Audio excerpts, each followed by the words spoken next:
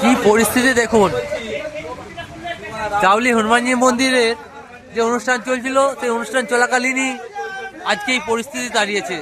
দেখুন, প্যান্ডেল ভেঙে গেছে, লাইট বক্স সমস্ত কিছু জলে ভিজে গেছে। অনুষ্ঠানে যেনারা এসেছিলেন ওনারা কোন রকমে গোছগাছ করছেন। দেখুন কি পরিস্থিতি। কার্তিক সামন্ত, আমি চাউলি হনুমানজি মন্দিরের কমিটির একজন সদস্য।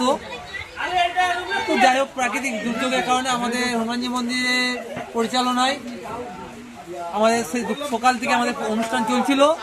আমাদের দুপুরে অন্নপ্রসাদের ব্যবস্থা ছিল, প্রায় 1,500 লোক আমাদের অনুষ্ঠানে অন্নপ্রসাদ গ্রহণ করেছেন এবং আমাদের সন্ধ্যার পর অনুষ্ঠান চলেছিল। কিন্তু হঠাৎ প্রাকৃতিক দুর্যোগের কারণে আমাদের অনুষ্ঠানটা মাঝেখানে শেষ হয়ে গেছে।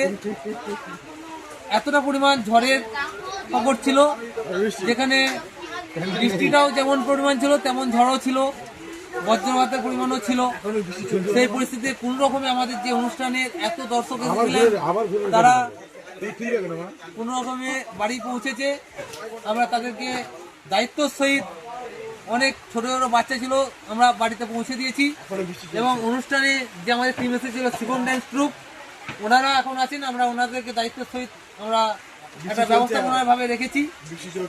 বৃষ্টি চলছে, বৃষ্টিটা থামলে আমরা ওনাদেরকে দায়িত্বের মাধ্যমে ওনাদের গাড়িতে পৌঁছে দেবো, ওনারা বাড়ি যাবেন।